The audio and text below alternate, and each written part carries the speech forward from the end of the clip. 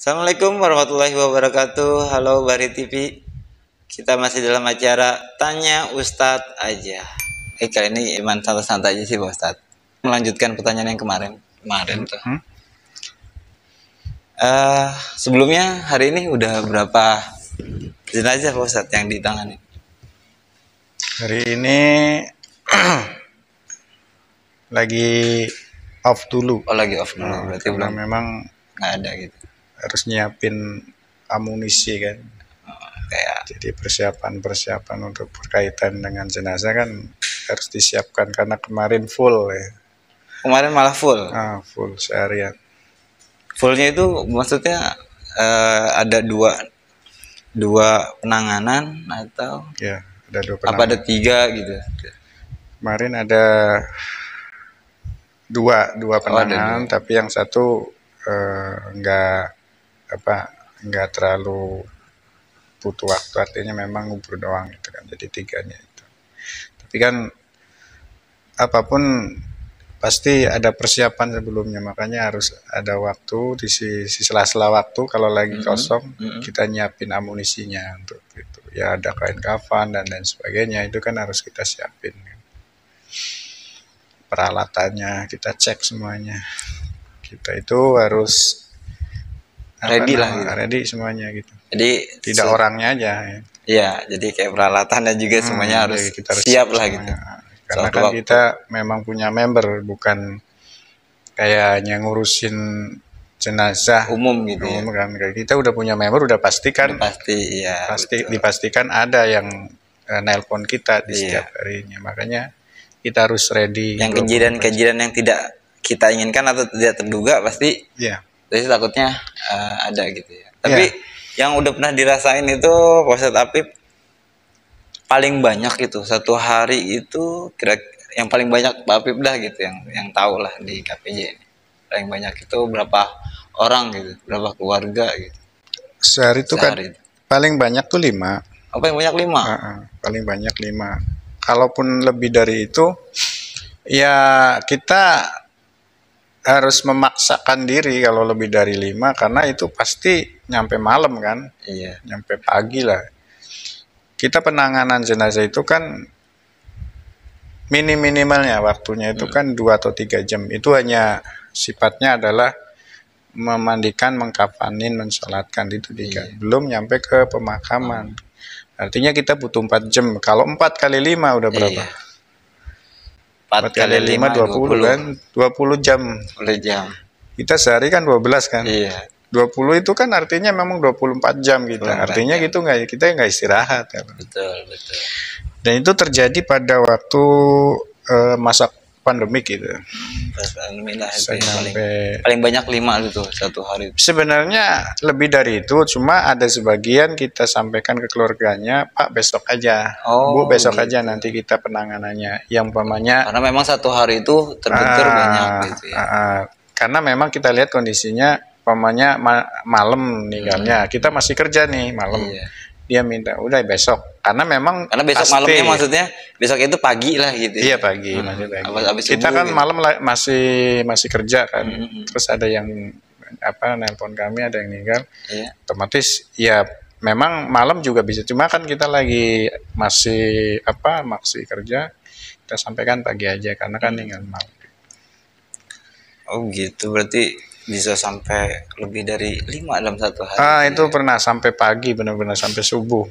KPJ ini armada atau personilnya itu yang menangani itu berapa orang sih Ustaz? Alhamdulillah kalau SDM-nya yang ada di KPJ itu kita banyak sebenarnya. Tapi di luar daripada orang yang standby di kantor. Yang standby kantor kan kita nih ada 3 orang yang memang setiap harinya memang harus ngantor gitu. Tapi untuk tim yang di lapangan itu banyak, terutama di perempuan ya. Kami punya tim banyak untuk penanganan jenazah yang perempuan. Lebih banyak perempuan lah daripada laki-laki ya. Jadi kita sebar di wilayah-wilayah barat, timur, selatan, tengah gitu.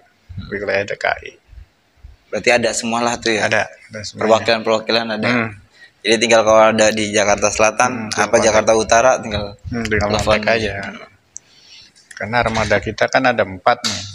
Kalau umpamanya 4 jalan semuanya, ada yang meninggal, udah kita nunggu pulang. Iya. Ya kita sih berharap sehari jangan sampai lebih dari 4 sih, karena kan kita juga kan kasihan umpamanya, kasihan juga tim-tim kita memang nggak.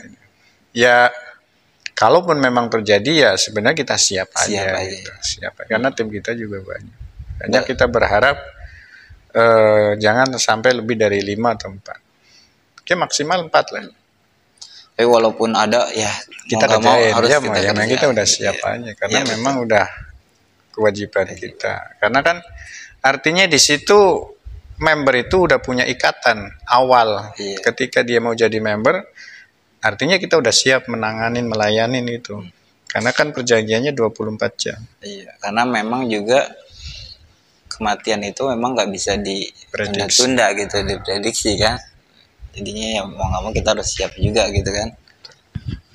Jadi pengalaman Pak Ustadz nih, Pak Apip nih, juga pengalaman pribadi aja, itu paling jauh tuh nganter itu kemana tuh paling jauh?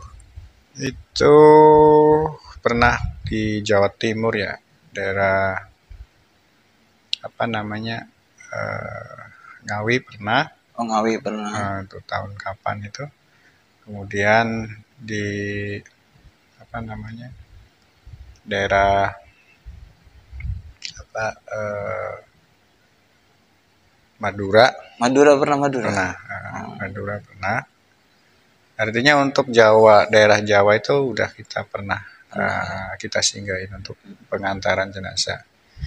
Di luar itu kita paling ke apa namanya, ke seberang ya, ke Lampung gitu. Lampung. Ya, kita kalau ke Lampung sering. Jadi Pak Ustadz, pengalaman Pak Ustadz sendiri yang paling jauh itu ke Lampung? Lampung sebenarnya nggak jauh. Oh, nggak jauh ya? Lampung tuh juga tinggal nyebrang aja ya? Paling jauh itu kayak ke Ngawi gitu kalau jalur darat gitu ya? Lampung tuh nggak jauh, cuma lamanya di penyeberangan aja. Oke. Nah, kita lanjut nih ke pertanyaan dari teman-teman nih. Ini pertanyaan, kalau azan di dalam kubur itu ada hukumnya nggak sih, Pak? Apa yang memang ditradisi di Indonesia atau gimana? Nah, ini pertanyaan yang bagus nih. Azan ketika ada di kuburan, yaitu mau ada sedang pelaksanaan atau tidak ada dalam pelaksanaan. Iya. Azan itu sebenarnya dilakukan di masjid ya, karena pertama mulai azan itu kan sejarahnya azan gitu, sahabat Bilal kan ya, dan itu dilakukan, dan memang tidak ada anjuran untuk kalau kita nyari dasarnya dari darahnya memang nggak ada, nggak adanya bahwa orang meninggal atau apalah itu diazanin, karena azan itu memang untuk memanggil orang sholat sebenarnya, dan itu adanya di masjid dan musola. Jadi fungsi adzan sebenarnya dilakukan di masjid dan musola karena memang untuk memanggil sholat atau tanda masuk sholat. Nah, kemudian pertanyaannya, kalau orang meninggal diadzani, ya sebenarnya nggak ada anjuran. Dibilang sunnah juga nggak ada.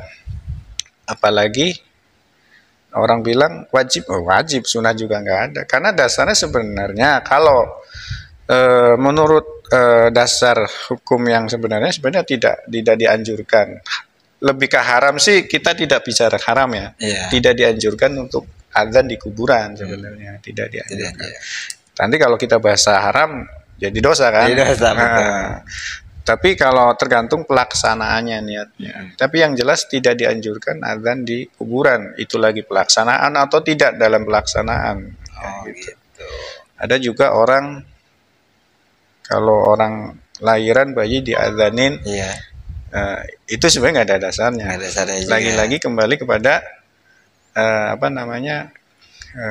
adat ya, adat itu. Itu sering jadi pertanyaan dan jadi PR buat kita ya, terutama para para ustadz-ustadz ini untuk memecahkan masalah ini, karena sudah menjadi kental di masyarakat gitu, apalagi di di wilayah-wilayah itu udah kental. Tapi kan ada juga yang bilang, bukan yang bilang nih, ini menurut saya sendiri ya, ini menurut pandangan saya sendiri, salah mau benar intinya ini adalah menurut pandangan sendiri. Kan itu ada hal baik gitu, itu hal baik yang hal baik, intinya hal baik itu azannya hal baik gitu. Nah kita di azan di kuburan itu ya kan menurut saya di azan dengan azan itu perbuatan yang baik gitu kan. Tapi emang tempatnya di kuburan gitu maksudnya. Ya menurut saya itu adalah kayak ya kita dapat pahala juga gitu, enggak? Perbuatan baik yang tidak pernah dilakukan Rasul kira-kira baik enggak gitu, pertanyaannya itu. Kan artinya bahwa kita sebagai orang Islam adalah ati'u Rasul kan. Artinya ati Rasul artinya mengikuti Allah dan Rasulnya. Jadi yang kita lakukan, ucapan, perilaku itu dasarnya adalah mengikuti Rasul gitu. Makanya tadi saya bilang tidak sampai kita tidak mengatakan haram, tapi kalau memang itu nggak ada dasarnya, kenapa harus dilakukan? Betul. Dan ketika di lapangan juga kita tidak bisa serta-merta kemudian melarang, kita enggak. Artinya gini, kok dia azan, ya mungkin, ya dia punya dasarnya mungkin. Kalau punya dasar enggak, memang alasan apa gitu kan. Tapi kalau kita punya dasarnya bahwa tidak ada azan, ya udah kita nggak bisa gitu. Tapi kita tidak melarang atau menghukumi orang, enggak. Kita kan pertanyaannya, kenapa ada pertanyaan itu? Pertanyaan ini, maka kita jawab sesuai dengan dasarnya kan gitu. Betul.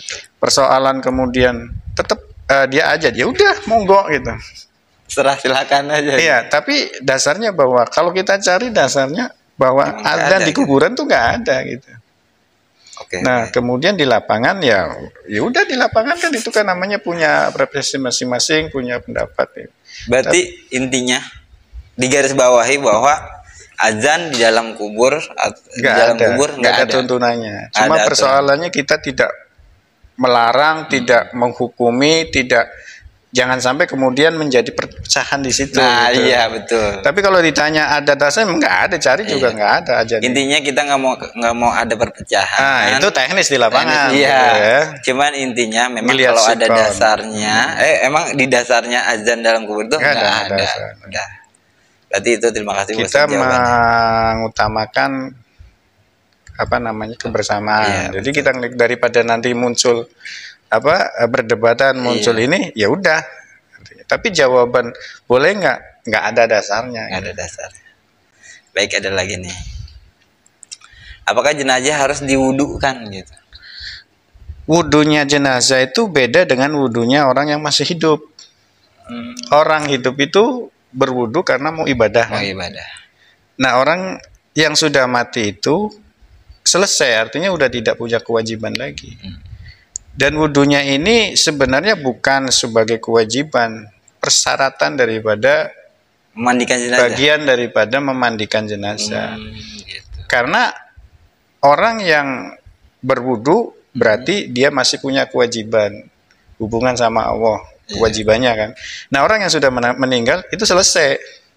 Jadi barang siapa yang sudah meninggal maka putus amalnya kan. Ya artinya udah nggak ibadah lagi. Jadi kalau dibilang wajib untuk wudu, nggak ada kewajiban karena dia sudah tidak ada kewajiban lagi, sudah meninggal.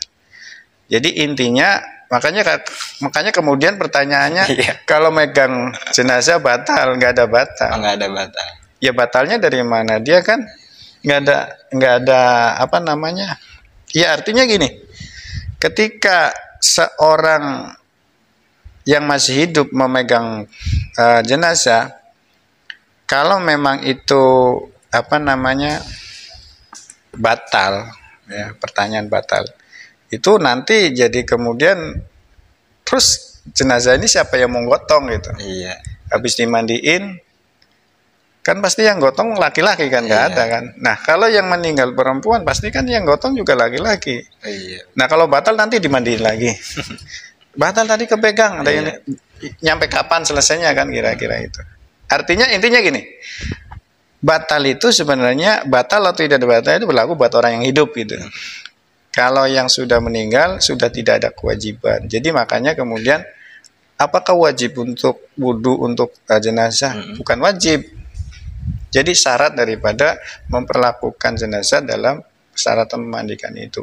Jadi itu apa namanya syarat daripada memandikan jenazah. Maka diwuduin, tapi bukan kemudian dihukumi wajib, bukan.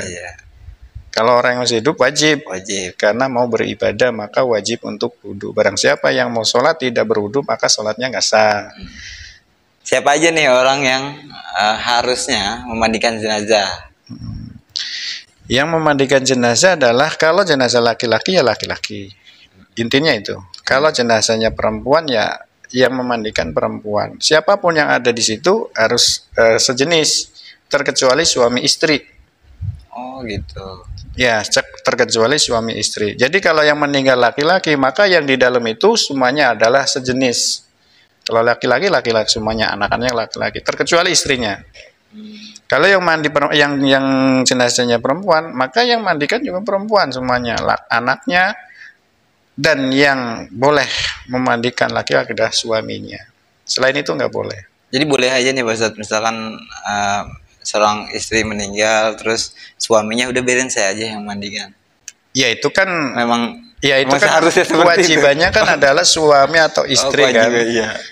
Cuma kan persoalannya fardu kifayah kan harus bareng-bareng. Sanggup nggak dia sendirian, gitu. Harus mandiin, harus nyepokin, harus balikin bola kanan kiri, kan nggak mungkin kan sendirian, kira-kira gitu. Namanya juga fardu kifayah, harus butuh orang banyak.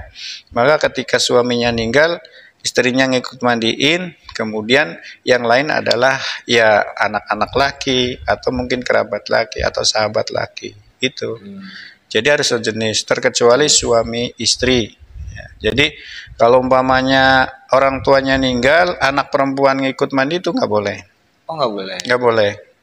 Jadi karena memang Rasul sudah mencontohkan, ketika putrinya meninggal, Rasul hanya menginstruksikan aja kepada orang-orang yang sedang mandikan di dalam. Hanya cuma mengulurkan, kalau orang bilang ngasih handuk aja, dan dia nggak masuk gitu.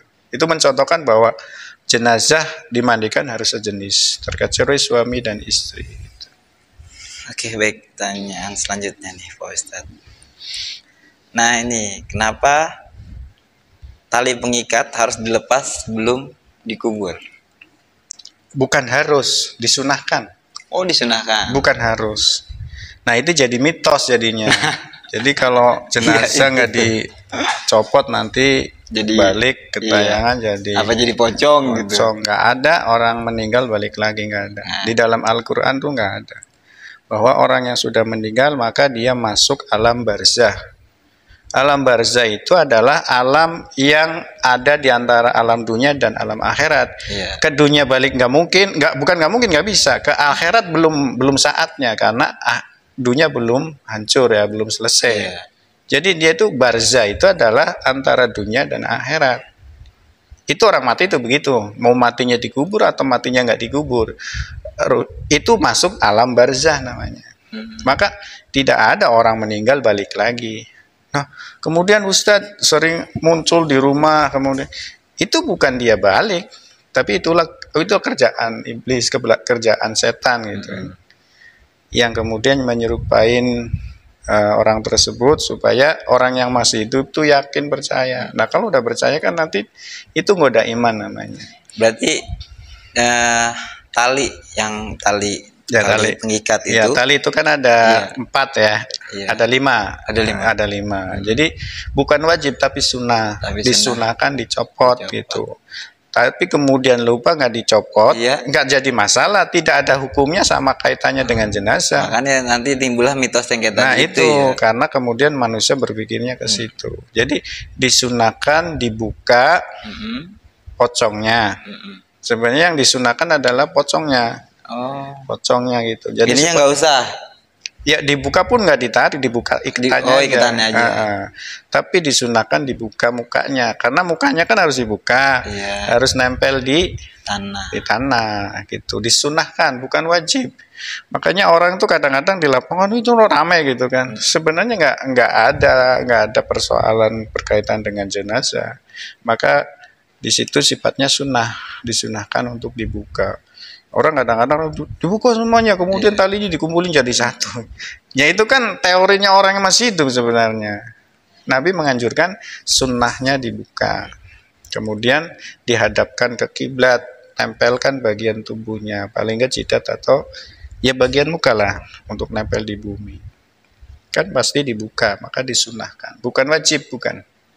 Jadi pemirsa semuanya bahwa jenazah itu kalau sudah dimakamkan itu lupa buka atau tidak buka itu nggak ada kaitannya hukum sama jenazah. Artinya hukum menganjurkan disunahkan untuk dibuka. Tapi kalaupun lupa bukan kemudian menjadikan salah jenazahnya, nggak ada hukum. Terus orang yang masih hidup dosa yang kubur nggak ada dosanya. Nggak jadi masalah. Itu kan persoalannya kembali kepada yang masih hidup, kemudian dibikin-bikin mitos dan lain sebagainya. Ada juga saya pernah dengar gitu di berita, lupa dah tuh. Jadi intinya ada lupa gitu untuk buka, akhirnya digali lagi. Nah itu kan kasihan gitu kan kasihan artinya jenazah itu kalau memang sudah dimakamkan hanya persoalan tali nggak usah digali lagi sebenarnya, karena kita yakin bahwa kalau jenazah nggak dibuka akan muncul menakuti, ya setan dengar kan, maka akan muncul itu gitu. Tapi pun kalau digali ya tetap akan kelihatan sama. Kalau memang udah hancur ya udah hancur. Manusia kan kembali kepada tanah gitu. Jadi yakinlah bahwa orang yang sudah meninggal itu adalah kembali kepada Sang Khalik Allah. Dan itu kembali pada alam barzah namanya. Menunggu penantian nanti hari pembalasan. Jadi setelah nanti dunia hancur, kalau orang bilang kiamat, nanti masuk alam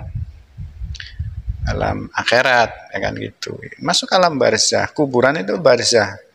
Kuburan yang secara logika adalah ketika tanah digali kemudian itu namanya kubur logika, tapi sebenarnya alam barzah. Nanti di masyarakat itu yang kuburan. Ya di lingkungan gitu kan. Nah kuburannya itu ditumpuk itu apa boleh apa enggak tuh? Nggak jadi masalah. Nggak jadi masalah. Yang penting kalau memang itu sebuah kebaikan, maksudnya kebaikan artinya memang udah nggak ada tempat lagi. Darurat nggak jadi masalah, karena tidak ada manfaat atau tidaknya sama jenazah. Jenazah kan kalau sudah meninggal sebenarnya kan jasad itu kan nanti akan dikembalikan lagi. Iya. Toh kalau memang dia rusak akan rusak semuanya kan. Iya. Mau dia nggak ditumpuk ya sama aja akan rusak kan. Terus bermasalahnya di jenazah apa? Di jenazah lah ya, di tubuh jenazah. Sebenarnya ruhnya kan udah ke sono. Udah apa? Ke alam barzah tadi. Iya, orang mati itu jasadnya mau ditumpuk nggak ditumpuk nggak ada masalah, kok urusannya sama Allah kan? Oh iya. Iya kan? Betul. Kalaupun rusak emang ngapain orang itu urusannya Allah, nantinya juga akan dikembalikan disempurnakan oleh Allah ketika dibangunkan nanti gitu. Kalau begitu orang yang meninggal di laut, yang nyemplung di laut gimana dong? Iya. Kalau ini yang dikubur dipertanyakan, nah kalau yang di laut gimana dong? Ya, jadi makanya jasad atau jenazah yang sudah mati itu nggak usah khawatirkan, karena Allah nanti akan bangunkan kembali. Jadi yang tugas manusia yang masih hidup adalah menyelesaikan fardu kifayahnya gitu. Jangan kemudian, aduh gimana nih ya? Iya. Jadi kan jadi kepikirannya masih itu kan. Yang penting doanya gitu kan.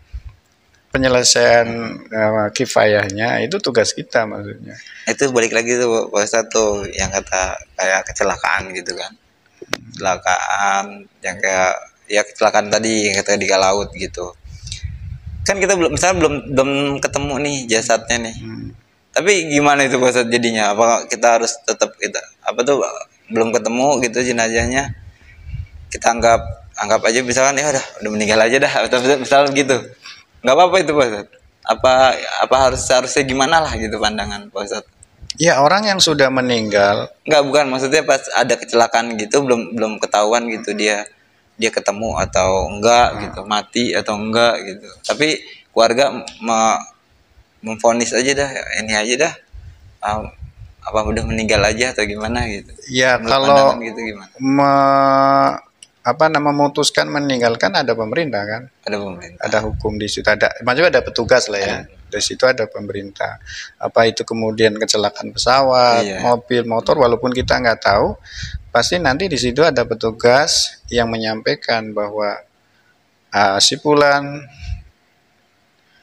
rumah tinggal di mana kan, itu nanti pasti ada penyampaian walaupun butuh waktu kan. Iya. Artinya secara secara kasat mata itu pasti ada pemberitahuan bahwa ada seorang yang meninggal dengan kasus kecelakaan bla bla bla gitu kan, atau pesawat, kereta dan lain sebagainya. Pasti ada datanya kan. Nah, pasti dikirim ke keluarganya dengan dipastikan ada kepastian itu, berarti kan kita meyakini bahwa oh iya berarti keluargaku meninggal di dalam kecelakaan ini gitu kan. Ya udah, bahwa kita harus meyakini bahwa keluargaku ada yang meninggal gitu. Walaupun kita nggak ngelihat jasadnya. Iya. Orang meninggal itu walaupun kita nggak ngelihat, ya tetap tugas kita adalah melaksanakan fardu kifayah. Karena fardu kifayah kan ada 4. Kalau kita nggak bisa mandiin, bisa nyolatin kan. Salat gaib kan bisa kan. Kemudian mendoakan. Itu kan masih ada bagian-bagian yang harus kita lakukan gitu. Intinya kalau kita emang nggak lihat, ya udah kita sholatlah di situ. Ya iya, dan itu sejarah dari dulu begitu. Ketika keluarga nggak pernah ngelihat saudaranya yang meninggal, ya memang ada fardu kifayah yang masih bisa kita laksanakan gitu. Sahabat-sahabat dulu itu ketika keluar dari kotanya, keluar dari rumahnya, ya keluarga nggak tahu dia ninggalnya di mana kan, karena mereka itu kan berjuang. Betul. Tapi dia tahu bahwa keluarganya ketika sudah meninggalkan keluarganya, ya mereka tahu pilihannya adalah hidup atau mati kan, karena berjuang. Tapi bukan kemudian mikirin gimana, enggak, ya udah, karena orang hidup kan pilihannya 2. Jadi kalau kepengen masuk surga atau neraka itu pilihannya harus meninggal gitu kan, karena tempat kita kan nggak di sini. Cuma cara matinya kita itu beda-beda caranya gitu. Tapi pada dasarnya sama, semua manusia akan ke sono arahnya. Walaupun, nah misalnya gini Pak Ustadz, tadi kan intinya kan nggak ketemu nih jasadnya nih. Nah ternyata ketemu nih tangannya, misalnya ketemu nih amit-amit gitu, ketemu lah tuh tangannya aja gitu. Nah itu tetap di fardu kifayahnya dilaksanakan juga kayak memandikannya itu. Ya kalau memang itu keluarga mengakui dan yakin bahwa itu keluarganya, ya diproses, dikubur juga. Karena itu kan bagian tubuh manusia, memuliakan jenazah sebenarnya. Artinya tetap ada etikanya gitu. Bukan kemudian cuma tangannya doang ketemu, lah sudahlah biarin tangan aja terserah. Iya, bukan begitu. Begitu juga ya. Ya dimuliakan juga gitu, kita tetap dikubur lah paling tidak gitu. Walaupun jasad lainnya nggak ketahuan di mana. Artinya memang itu kita keluarga. Tapi dimandiin nggak itu? Ya sifat dimandiin itu ya dimandiin itu kan karena bentuk jasad dimandiin. Oh, berarti intinya yang tadi saya tanyain itu masalah dimandiin juga nggak gitu maksudnya? Ya kalau cuma tangan doang mandinya gimana? Kan bukan mandiin namanya. Mungkin siram doang. Nah iya, memandikan itu kan karena ada bentuk jasad. Oh gitu ya, betul. Jadi pertanyaan mandiin itu karena sempurna gitu.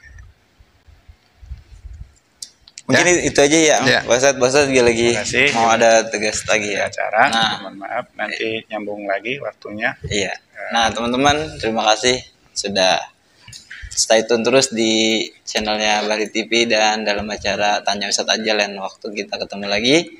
Assalamualaikum warahmatullahi wabarakatuh.